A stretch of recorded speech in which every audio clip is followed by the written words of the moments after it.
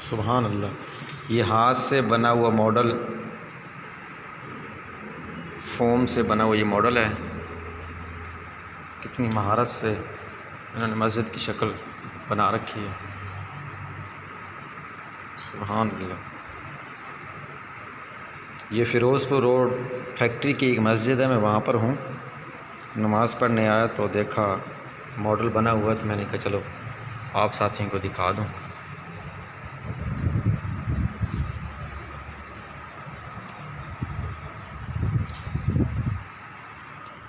एक और मॉडल यहाँ पे बना हुआ है, ये देखें।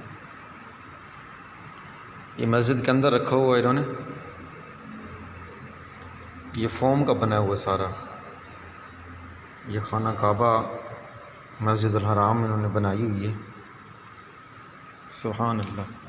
ये सारा हाथ की कारीगरी है, अच्छे तरीके से आप देख सकते हैं। ये देखें शीशे के बॉक्स के अंदर रखा हुआ है।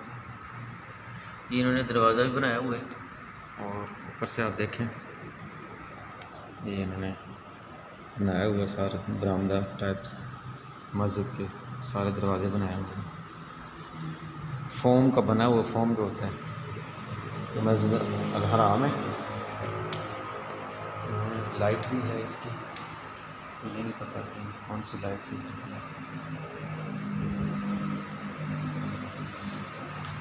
मस्जिद नबी इन्होंने बनाई हुई है।